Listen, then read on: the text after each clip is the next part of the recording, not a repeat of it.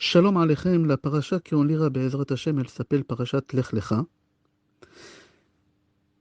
Avant-hier, on a fait déjà un cours et on a expliqué c'est qui Hagar et pourquoi elle s'appelait Hagar. C'est qui Eliezer et pourquoi il s'appelait Eliezer. Et là, on a dit qu'on va parler des troisième personnes qui a habité chez Avraham Avinu et qu'il était en famille avec Avraham Avinu. C'est Lot. Lot, c'était le neveu d'Avraham Avinu. On va commencer d'abord par Mishnah, Maxime de nos pères, chapitre 5, Mishnah 2. Asara Dorot Minoach ve'ad Avraham. Il y a 10 générations entre Noach et Avraham. Dans la Mishnah qui vient après, Mishnah 3, c'est marqué Asara Nisyonot Nitnasa Avraham Avinu alav shalom. 10 épreuves Avraham Avinu il a traversé avec succès.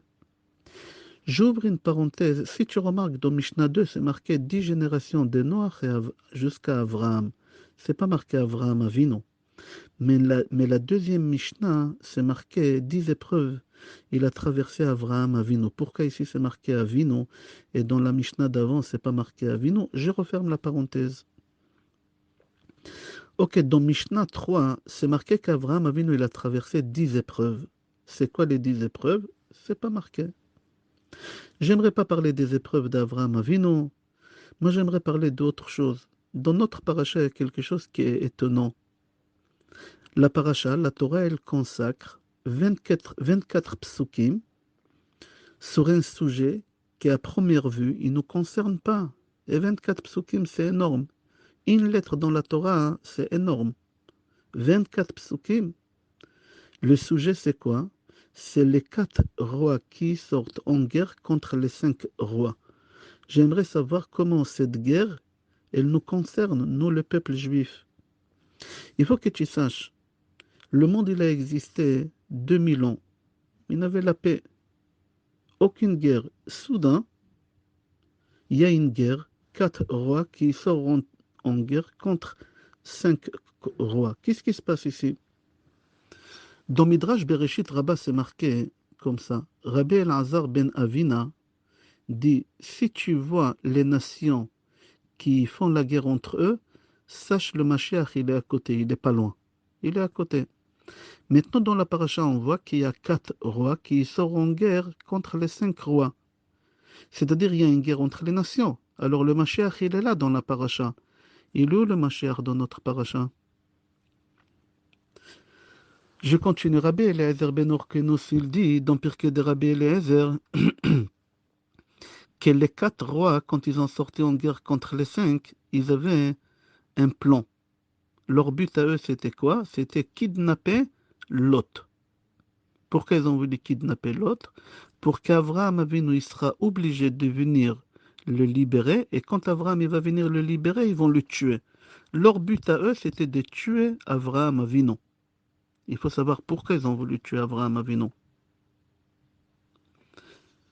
C'est marqué Vayavo Palit Vayaged le Avraham à Ivri dans Bereshit, chapitre 14, pasuk 13. Il y a quelqu'un qui est venu dire à Abraham que Lot il s'est fait kidnapper. Dans Pirkei de Rabbi Eliezer, il dit c'était l'ange Michael. Malach Michael Saro Shel Olam. C'est-à-dire que Michael, l'ange Michael, il est en train d'aider Lot. Lot, il n'est pas juif. L'ange Michael, c'est Sar Israël. Il s'occupe que des juifs. Il faut comprendre pourquoi Michael, il vient ici aider Lot. On continue. Il y a un livre qui s'appelle Velo Od Ela. C'est Rabbi Eliyahu Cohen de Izmir. Il a écrit sur Pirkei de Rabbi Eliezer. Il pose quelques questions. Qu'est-ce qui m'intéresse? C'est la troisième question. Mais la première question, il dit pourquoi les 4 rois, ils ont sorti en guerre contre les 5 rois pour un but de kidnapper Lot. Mais ils pouvaient aller directement à Beersheba, tuer Avraham Avinu. Pourquoi on a besoin d'aller à Lot, emprisonner Lot et attendre qu'Avraham il va venir pour sauver Lot et ils vont le tuer? Va à Beersheba. Avraham, il n'avait pas de garde-corps. Deuxième question. Ces 4 rois, quand ils ont parti en guerre contre les 5, Ils ont pris tous les biens que Sodome avait. C'est bizarre. Leur but, c'était quoi? C'était de tuer l'autre. Pourquoi ils ont pris aussi le rechouche, le butin de cette ville-là? Troisième question, et elle est importante pour moi, cette question-là. Pourquoi l'ange Michael, c'est lui qui est venu sauver Lot? Michael, Sar Israël, c'est l'ange qui protège les béné Israël, pas les goïms. Lot, il n'était pas béné Israël. Alors on va essayer de suivre le cours d'après le livre qui s'appelle Par Echad.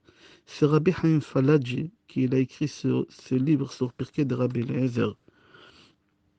Il dit comme ça, au moment qu'Avraham Avinu, il a voulu se séparer de Lot, il lui a dit, Iparedna me'alai. C'est rapporté dans le Midrash que Lot et Avraham, ils se ressemblaient énormément physiquement. C'est pour ça Avraham, il a voulu se séparer de Lot. Pourquoi? Parce que Lot, avec ses bergers, il volait. Et les gens, quand ils voyaient Lot et ses bergers voler, ils croyaient que c'était Avraham Avinu qui vole. Et c'était pas bon. Chilul Hashem. C'est pour ça, hein, Avraham, il a dit à Lot, on se sépare. Et Lot, il est parti où? Il est parti s'installer à Sédom. À Sédom, personne n'y connaissait Avraham Avinu. Avraham Avinu, il n'avait rien à faire à Sédom. Il n'y a que des Réchaïm là-bas. Ok, Lot, Lot, il s'est fait kidnapper. Quand l'ange Michael, il vient dire à Avraham Avinu que Lot, il s'est fait kidnapper, c'était quelle date? C'était 14 Nissan, veille de Pessah, vers 3 heures d'après-midi. Avraham Avinu, il était en train de faire les matzot. Et soudain, il y a l'ange Michael qui vient, qui lui dit, ton neveu, Lot, il s'est fait kidnapper. Qu'est-ce que toi tu aurais dit?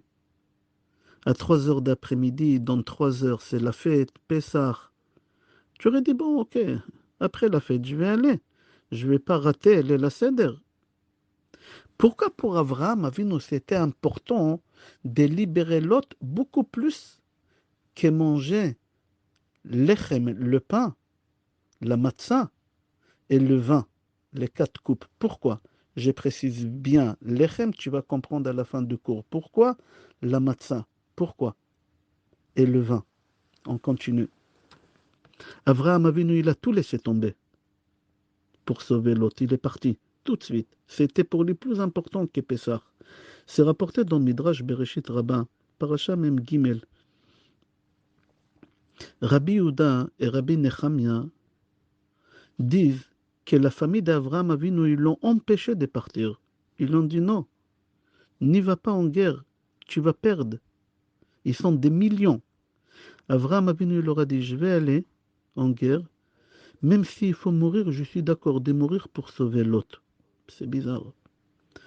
Dans Sefer Nechmad Lamar'e, il dit que c'est rapporté dans Halacha Or HaChaim Siman Shin Chafchet 328 qu'on a le droit de sortir en guerre Shabbat et jour de fête pour sauver des vies. Et tu as le droit de te mettre en danger des morts si tu es sûr que tu vas sauver quelqu'un. Ici, Avraham Avinu, il est sûr et certain qu'il aura la vie sauve et qu'il va sauver l'autre. D'où il avait cette garantie-là, Avraham Avinu? Venez, on va changer de direction et on va essayer d'expliquer Be'ezrat Hashem. J'aimerais comprendre qu'est-ce qui veut dire le mot Lot.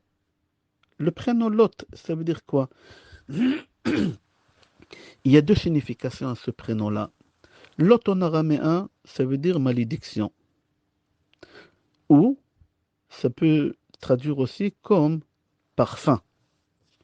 Ou troisième, ça peut être traduit comme caché. J'explique. Au moment que Yosef il a été vendu aux Ishmaélim, c'est marqué dans Sefer Bereshit, chapitre 37, pasuk 25, que les Ishmaélim y portaient à dos des chameaux Nochot ou Tzri Valot. Rachid dit c'est quoi Lot? Des parfums. On a dit aussi que Lot s'est caché. Ouvre le dictionnaire hébreu-français. En hébreu moderne aujourd'hui, Lot, ça veut dire caché. Quand la mairie elle organise une fête pour dévoiler un plaque, en français ça s'appelle dévoiler. En hébreu, ils disent je vous invite pour l'hôte, découvrir quelque chose qui est caché. C'est-à-dire que l'hôte il a un parfum, l'hôte il a une malédiction, et l'hôte il a quelque chose de caché, un secret. C'est ça qu'est-ce qui veut dire le prénom l'hôte. On continue, c'est marqué dans le Midrash que Lot, pourquoi il est resté avec Avram? Pour la simple raison qu'Avram, je ne dis pas Avraham, parce qu'à l'époque, Avram, il s'appelait Avram encore. Avram, il avait 75 ans. Lot, son neveu, il s'est dit, Avram, il a 75 ans, il n'a pas des enfants. Et je sais qu'Hachem, il lui a promis d'être multimillionnaire. Alors Lot, il a dit, je ne le laisse pas jusqu'à qu'il meure, et je récupère l'héritage. Ok, c'est logique, mais j'aimerais comprendre pourquoi Avraham, il n'a pas lâché Lot. Partout où Avraham y partait, il prenait Lot. Par exemple, la paracha de cette semaine, elle commence comme ça. Akadosh Baruch Hu de Avraham, Lech lecha va-t'en. Et qu'est-ce qui est marqué 3 psukim après? Vaïkach aimant Lot. Il a pris avec lui Lot. Qui t'a dit de prendre Lot? Partout où Avraham y va, il prend Lot avec lui. C'est quoi cette chose? Akadosh Baruch Hu, il a autorisé Avraham de prendre avec lui Lot? Non. Avraham, il décide de lui-même de prendre Lot avec lui partout. Avraham Avinu, il arrive en Eretz Israël et il y a la famine. Qu'est-ce qu'il fait? Il quitte Israël et il va en Égypte. Il arrive en Égypte, on kidnappe sa femme Sarah et on la ramène chez Paro. Akadosh Baruch Hu, il punit Paro. Alors Paro, qu'est-ce qu'il fait quand il a compris l'erreur qu'il a fait? Il a donné à Avraham Avinu une richesse colossale et il lui a rendu sa femme Sarah. Après, c'est marqué dans chapitre 13, pasuk 5. וגם לילות ההולכת אברהם היה צאן ובקר ואוהלים. C'est marqué ici que Lot, qui était avec Abraham, il avait aussi une grande richesse. Et mis à part toute la grande richesse qu'il avait, c'est marqué Ohalim. C'est quoi Ohalim? C'est des tentes, des maisons. Chez Abraham Avinu, c'est pas marqué qu'Abraham il avait Ohalim. Abraham il a dormi où? Dans la rue. Et en plus, pourquoi c'est marqué en pluriel des tentes? Lot, il était célibataire. Qu'est-ce qu'il a besoin autant de tentes? Donc, combien de tentes tu peux dormir? Une seule tente, ça lui suffit. Pourquoi c'est marqué en pluriel? Nos sages disent, il faut que tu saches, quand on dit tente, c'est pas une tente comme tu comprends, la tente, la maison où tu habites. Ici, on parle des femmes. Alors, quand on dit ici que Lot, il avait des tentes, Lot, il avait des femmes. C'est bizarre, je viens de dire qu'il était célibataire. D'où tu sais que la femme, on l'appelle maison. Comme ça, c'est rapporté dans Gemara Choulin, page 141, Amoud Aleph, Kouf Mem Aleph, Amoud Aleph. Oel ze ishto. On continue, c'est rapporté dans Midrash Bereshit Rabbah. C'est qui ces tantes-là que l'autre il avait, ces femmes que l'autre il avait, l'autre il était célibataire, il avait rien du tout. Écoute la bombe atomique. Rabbi Tuvia Bar Yitzhak dit, l'autre il avait deux tantes, il avait deux femmes en lui, dans son corps, qui, Ruta Moavia et Naama Ha'amonite. C'est-à-dire que chez Lot, il y a deux femmes qui sont cachées. C'est pour ça qu'il s'appelle Lot, caché. Il a deux femmes cachées en lui, que ces deux femmes-là, le peuple juif, il aura besoin d'eux. Et c'est pour ça, maintenant, Abraham Avinu, il protège Lot.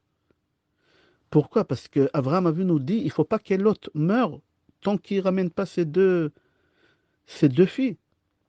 Ruth et Naama. Il est d'accord de risquer sa vie pour sauver Lot. Il est d'accord de perdre le lait la seder et ne pas manger la matzah qui s'est mis de Horaïta pour sauver Lot. Il est d'accord de mourir. Abraham, il a dit, tant que Lot, il n'a pas ramené au monde Ruth, qu'Edel, il va sortir le Mashiach David, j'arrête pas. Je lâche pas Lot. Une parenthèse, pourquoi Lot, il a eu ce mérite de ramener le Mashiach? Pour la simple raison que Lot, il touche un salaire sur une bonne action que son père, il a fait à Haran. Haran, c'était le frère d'Avraham Avinu. J'explique ce qui s'est passé. Au moment qu'Avraham Avinu, il avait un débat avec Nimrod, qui est Hachem, qui est Elohim, qui est le plus puissant du monde, Nimrod, il disait, c'est le feu. Avraham, il a dit, jette-moi dans la fournaise, tu vas voir, Hachem, il va me protéger, il est plus fort que le feu. Au moment que Nimrod, il a jeté Avraham dans le feu, dans la fournaise, Haran, le frère d'Avraham, il était à côté. Nimrod, il s'adresse à Haran. Il lui dit, de quel côté tu es? De côté de ton frère ou de mon côté à moi? Haran lui dit, moi je suis de l'ONU, je me mêle pas, je suis neutre. C'est-à-dire quoi? J'attends que mon frère sort. Si mon frère il sort de la fournaise vivant, je suis avec lui. Si mon frère il meurt brûlé dans la fournaise, je suis avec toi. En fin de compte, Abraham il est sorti vivant. Haran il a dit à Nimrod, moi je suis des côtés de mon frère Abraham. Qu'est-ce qu'il a fait? Haran, il s'est jeté dans la fournaise. Et il est mort pour sanctifier le nom de Hachem. Hachem, il a dit, la première personne qui est morte pour sanctifier mon nom dans le monde, je lui donnerai à ramener le Mashiach. Je lui donnerai la possibilité de ramener David. Et c'est pour ça que Kadosh Baruch Hu, il a fait en sorte que Lot, le fils d'Aaron, il ramènera le Mashiach. Il ramènera Ruth à Moavia. Je referme la parenthèse, on continue. C'est rapporté dans la paracha qu'on lira Shabbat prochain, parachat Vayera. Akadosh Baruch Hu, il va détruire Sédom. Mais avant de détruire Sédom, il lui envoie l'ange Michael pour sauver Lot. Les Malachim disent à Lot, comme ça c'est rapporté dans le chapitre 19, Pasuk 15, Koum, קח את אשתך ואת שתי בנותיך הנמצאות, פן תספה בעוון העיר. C'est-à-dire quoi נמצאות? En hébreu, נמצאות, אמר רב טוביה בר רבי יצחק, הן שתי מציאות. נמצאות, c'est trouvaille. C'est-à-dire, l'ange Michael, il dit à Lot, toi et moi, on n'a pas de rapport, tu n'es pas juif, moi je m'occupe que des juifs. Mais si je te fais sauver maintenant, parce qu'il y a deux trouvailles qui concernent le peuple juif, il y a Ruth à Moavia et Naama à Ammonite. C'est ça, Nimtsaot, les trouvailles. Alors on a dit que c'est lui qui est parti prévenir Avraham Avinu veille de Pessah, que son neveu Lot, il s'est fait kidnapper, c'était Michael. Et on a posé la question, quel lien Michael et Lot? Michael, c'est l'ange qui s'occupe des bénis Israël, Lot, c'est un goy. Alors dans le livre Velo Od Ela, il dit, Michael, certes, il s'occupe des peuples juifs. Et il doit s'occuper aussi de la Géoula, que le Mashiach y vient. Et c'est pour ça qu'il sauve Lot. C'est pas pour Lot lui-même. Parce que l'ange Michael, il n'a aucun lien avec Lot. Mais chez Lot, il y a la Géoula, il y a le Mashiach. C'est-à-dire, en réalité, maintenant, on va essayer de comprendre. Au début du cours, on a dit qu'il y a 4 rois qui sortent en guerre contre les 5 rois. Pourquoi cette guerre-là? Pour un seul but. Les 4 rois, ils savaient que le Mashiach, il va venir de Lot. C'est pour ça qu'ils ont voulu tuer Lot. Et c'est pour ça qu'ils ont voulu tuer Abraham. Ils ont dit, ces deux-là, ils vont faire tout pour ramener le Mashiach. Et nous, on ne veut pas que David Amelech, il va venir au monde. Et c'est pour ça qu'ils ont voulu tuer Abraham, ils ont voulu tuer Lot. Concernant la guerre qu'Abraham a vu, il a fait, veille des Pessah, on a dit c'était 3 heures d'après-midi, dans 3 heures le Seder, on va manger la matzah, midi oraita. C'est rapporté dans la paracha, dans le chapitre 14, pasuk 15, Vaïchalek alehem laïla. C'est-à-dire qu'il est parti au milieu de la nuit, Abraham. Abraham, il est parti au milieu de la nuit faire la guerre. Rabbi Binyamin Bar Yefet, au nom de Rabbi Yonatan, et aussi Chachamim disent qu'Hachem, il a dit, comme Abraham Avinu, il est parti au milieu de la nuit, sauver Lot, moi aussi au milieu de la nuit, je vais libérer ses enfants de l'esclavage en Égypte. Makat Bechorot, c'est marqué Bachatsia Laïla. Akadosh Baruch Hu, veille des Pessah, à la même heure qu'Avram il est sorti en guerre, à la même heure, le veille des Pessah, Akadosh Baruch Hu, il nous a fait sortir d'Égypte. Regarde comme ça c'est marqué dans Sefer Shemot, chapitre 12, pasuk 29. Vayi bachatzi alayla ve'Hashem hika kol bechor. À la fin de la guerre, quand Avraham Avinu, il arrive à récupérer Lot, et il retourne chez lui à la maison, c'est marqué dans la paracha, dans le chapitre 14, pasuk 18, que Malchi Tzedek Melech Shalem Otzi Lechem Veyain Viu Kohen Lael Elyon. Que Malchi Tzedek, c'était Shet, le fils de Noach. Il va à la rencontre d'Abraham et il lui donne tout de suite Lechem Veyain. Souviens-toi au début du cours, je précise bien Lechem Matzah et Yain. Pourquoi? Parce que Malchi Tzedek, que c'est Shet, il est parti chez Avraham Avinu à la fin de la guerre. Il lui a dit vite, vite, le jour il va se lever, il faut manger la matzah mideoraita. Et il lui a donné le vin pour boire les 4 coupes de vin. Comme ça, il dit le Imre Emet Chaim Mivijnitz. C'est marqué dans le Midrash, quand Akadosh Baruch Hu il a créé Adam Arishon, c'est marqué dans Midrash Shemot Rabbah, Parasha Mem Od Gimel, qu'avant qu'Hachem il a insufflé la Neshama dans le corps d'Adam, Adam aya mutal golem. Adam il était allongé par terre, mort. Et Akadosh Baruch Hu, il a montré à Adam Arishon, avant qu'il a insufflé la Neshama, chaque tzaddik qui va venir au monde, chaque tzaddik qui va sortir de lui, d'Adam. Comment il lui a montré? Je l'ai à l'intérieur, c'est nouveau. יש שהוא תלוי בראשו של אדם, ויש שהוא תלוי בשרו, ויש שהוא תלוי במצחו, ויש בעיניו, ויש בחותמו, ויש בפיו, ויש באוזנו, etc., etc. Adam Arishon, il avait dans son corps tous les neshamot des Juifs, je crois on dit en français taloui, accroché, dans sa tête, dans sa peau, dans son front, dans ses yeux, dans son nez, dans sa bouche, dans ses oreilles, etc., etc. C'est-à-dire qu'Adam Arishon, il avait en lui tout le peuple juif. Les goïms, ils étaient où là, dans cette histoire?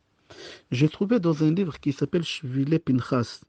Il rapporte au nom de Harizal, sur ses midrash, qu'Hachem il a montré à Adam Arishon tous les tzadikim, que des juifs. Les nations, ils n'existaient pas encore. Les nations, ils étaient créées après la perte de semence d'Adam Arishon. Aya Mosher Bebrito. Pardon, si Adam Arishon il n'aurait pas fauté, on n'aurait pas eu les 70 nations. On aurait eu une seule nation, le peuple juif, Am Israël. Et c'est pour ça, l'Am Israël, on l'appelle Adam. Regarde dans Yecheskel, chapitre 34, pasuk 31. Pourquoi Am Israël, on l'appelle Adam? Parce qu'eux, ils étaient accrochés dans le corps d'Adam Arishon avant la faute. Les nations, ils sont venus après la faute. C'est-à-dire que réparer la faute d'Adam Arishon, c'est qu'un juif qui peut le faire. Un goy ne peut pas réparer la faute d'Adam Arishon. Et la première personne qui a commencé à réparer la faute d'Adam Arishon, c'est Avraham Avinu. Avraham Avinu, il a réparé la Avodah Zara, l'idolâtrie qu'Adam Arishon il a fait. Et il a fait sortir de lui qui? Ishmaël. Et c'est pour ça Ishmaël, il a fait l'idolâtrie. Yitzhak, il a réparé Shfichut Damim, l'assassinat, à travers la Akedah, le sacrifice. Et c'est pour ça qu'il est sorti de lui, Esav, Shaya Shofer Damim, qu'il était assassin. Et Yaakov Avinu, il a réparé les pertes des semences. Parce que c'est marqué, Mitato Itashlema, à 84 ans, c'est marqué, il témoigne Yaakov Avinu dans Sefer Bereshit, chapitre 49, pasuk 3, qui est la première fois qu'il a eu des semences qui sortaient dans son corps, Reuven Bechori Ata, Kochi Vereshit Oni. Jamais il a eu des pertes de semences. Yaakov Avinu, jusqu'à 84 ans, il a réparé la faute d'Adam Arishon. C'est-à-dire, c'est lui qui a fini de réparer la faute d'Adam Arishon, c'était Yaakov Avinu. Et c'est pour cela, c'est rapporté dans Gemara Baba Batra, page 58. Choufret de Yaakov, mais choufret d'Adam Arishon. Le visage de Yaakov, il ressemble énormément au visage d'Adam Arishon. Et aussi, c'est rapporté dans Gemara Makot, page 10, que les trois, Avraham, Yitzhak et Yaakov, et aussi Adam Arishon, ils sont enterrés tous dans Hebron. Pourquoi? Parce que Hebron est Miklat, une ville de refuge. Venez, on va faire, pas un résumé, on va faire une conclusion de tout ce qu'on vient de dire, et on va comprendre le cours. Be'ezrat Hashem. C'est rapporté dans Midrash Yalkut Shimoni, Bereshit, Perek Hei. Ze Sefer Toldot Adam, Amar Rav Yehuda bar Simon. Adam Arishon, il était allongé par terre, avant qu'Hachem, il a insufflé la Neshama, et Hachem, il a montré à Adam Arishon, chaque génération et génération, chaque tzaddik qui va venir dans chaque génération. Et il lui a montré aussi, pas seulement les tzaddikim, mais il lui a montré aussi les donateurs, les grands donateurs qui vont donner. Comme ça, c'est marqué, Dor ou Parnasav. Et en même temps, il lui a montré David Amelech, qui va vivre que 3 heures. Adam Arishon, il dit à Kadosh Baruch Hu, combien de temps je vais vivre moi? Hachem, il a dit, je vais te donner 1000 ans. Adam Arishon, il a dit, est-ce que je peux donner des cadeaux? Hachem, il lui a dit oui. Adam Arishon, il a dit, j'aimerais lui donner 70 ans. Cadeau à David Amelech. Au lieu qu'il va vivre 3 heures, il va vivre 70 ans. Et là, Adam Arishon, il a pris un papier, un contrat, et il a écrit qu'il donne cadeau 70 ans à David Amelech. À Kadosh Baruch Hu, il a signé comme témoin. Et l'ange, même Tet Rej Vav Nun, il a signé. C'est l'ange, on l'appelle Sarapnim. Et à côté, Adam Arishon, il a signé. Qui reconnaît ces cadeaux-là? C'est-à-dire qu'Adam Arishon, il a vécu 930 ans et il est mort, mais il n'a pas fini sa vie. Qui a continué la vie d'Adam Arishon? David Amelech. C'est lui qui a fini la vie d'Adam Arishon, les 70 ans qui restaient. Et c'est pour cela, au moment que David Amelech il est en train de mourir à Shavuot, c'est rapporté dans Gemara Shabbat, page 30. Pardon. Là-bas, c'est marqué sur Daf Lamed Amoud Aleph et Amoud Bet, c'est très long. Comment David Amelech il est mort? Quel ange il a attrapé un arbre, il a secoué l'arbre très fort. Et David Amelech il est mort. Pourquoi l'arbre?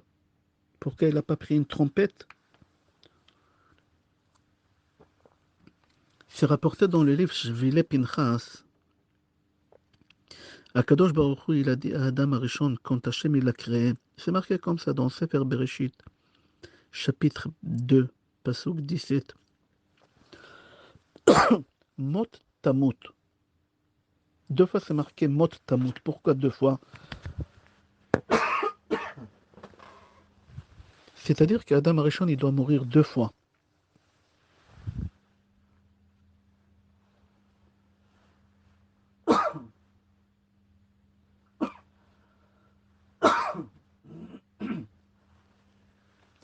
La première fois, il doit mourir à l'âge de 930 ans. Et la deuxième fois, hein, chez David, à l'âge de 70 ans, total 1000 ans. C'est-à-dire que le jour de la mort de David Amelech, il a fini la réparation d'Adam. Et comment David il est mort? Que le Satan il a secoué l'arbre. Pourquoi il a secoué l'arbre? Pourquoi il n'a pas fait des bruits avec une trompette? Parce qu'il voulait dire à David, en réalité que c'était Adam Arishon, tu as fini le tikkun de l'arbre de la connaissance. À Rizal, il dit dans Parashat Ha'azino, quand Hachem dit à Adam Arishon, tu vas mourir le jour que tu vas manger, Akadosh Baruch Hu, il parle à David Amelech. Il lui dit, le jour de ta naissance, tu vas mourir. C'est Adam Arishon, le jour qu'il a été créé, il doit mourir. Parce que David Amelech, c'est Adam Arishon. C'est-à-dire, si Adam Arishon, il n'aurait pas donné 70 ans à David, David, il serait mort le jour même, comme Hachem, il a dit. Et si Adam Arishon, il n'aurait pas, pardon, et si Adam Arishon, il n'aurait pas fauté, David Amelech, il aurait été éternel. Parce qu'on dit sur David Amelech, David Melech Israël, Chai Vekayam. C'est-à-dire qu'Adam, il a ramené la mort sur le monde. Et David Amelech, il a fait la réparation. Comment? Pour qu'on soit éternel, que David, c'est le Mashiach. Et quand le Mashiach il va venir, Bezrat Hashem, tous les morts ils vont ressusciter. Et on va rester éternel. Regarde, Rachet Evot. Adam, Aleph, Dalet, Mem. Aleph, c'est Adam, Dalet, c'est David, Mem, c'est Mashiach. C'est-à-dire que Adam, lui-même, c'est David, et lui-même, c'est le Mashiach. Pourquoi Hachem, il a donné à David Amelech 3 heures de vie? Pourquoi il ne lui a pas donné 4 heures, 5 heures, 6 heures? Pourquoi? Parce que David Amelech, il vient réparer la faute d'Adam Arishon. À quel âge Adam Arishon il a fauté? Hachem, il a créé Adam Arishon vendredi à la 7e heure. Et Adam, il a fauté à l'âge des 3 heures. Et David Amelech, il est venu pour réparer ces 3 heures, c'est tout.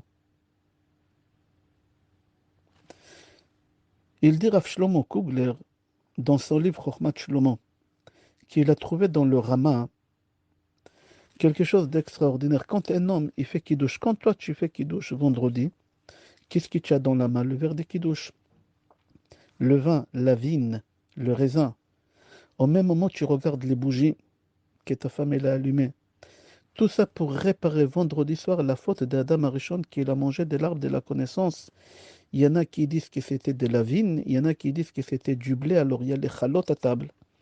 Et en même temps, tu regardes les bougies de Shabbat pour réparer qu'est-ce qu'elle a fait Chava, Kipta Nero Shel Olam. J'ai trouvé dans le livre Igra de Kala, Marc Sedom, sa mère Dalet Vav Mem. Ça veut dire Sod David Malka Meshicha. C'est-à-dire que dans la ville de Sedom, chez Lot, il y a là-bas le Sod de David Malka Meshicha. En 2 mots, Lot, il n'intéressait pas du tout Avraham Avinu. Qu'est-ce qui a intéressé Avraham Avinu? C'est qu'est-ce qui veut dire le mot Sdom? Sod David Malka Meshicha. Et c'est pour cela Malchit Tzedek, que c'était Chet, il vient vers Avraham Avinu, il lui donne du pain et du vin, pour lui dire, le tikkun d'Adam Arishon, tu l'as fini. Le pain, c'est le blé, et le vin, c'est la vigne. Le Ben Ishra, il dit que l'arbre de la connaissance, il était bizarre. D'un côté, il poussait du blé, de l'autre côté, il poussait du vin. Dans le livre Jvile Pinchas, Akadosh Baruch Hu de Avraham Avinu, Avraham altera Anochi magen lach scharcha arbe meod. Magen, Magen David, c'est quoi meod? Pourquoi Hachem lui dit ton salaire il va être énorme? Pourquoi meod? Il pouvait lui dire ton salaire il va être énorme. Le Shvile Pinchas il dit meod, même Aleph Dalet, ça veut dire Adam, David, Mashiach. Kadosh Baruch Hu de Avraham Avinu, tu vas sauver l'autre pour qu'il ramène le Mashiach. Au début du cours, on a dit que le mot Lot, ça veut dire caché. C'est-à-dire qu'en Lot, il avait le Mashiach caché en lui. On a dit parfum aussi. C'est-à-dire que le Mashiach, on l'appelle Malka Meshicha. C'est quoi Meshicha? Meshicha, c'est parfum. David Amelech, on l'appelle Malka Meshicha. C'est-à-dire que David Amelech, il était en Lot. On prie tous à Kadosh Baruch Hu qui nous donne Be'ezrat Hashem ce mérite d'avoir le Mashiach Bekarov Mamash. Bracha ve'atzlacha et kol tov.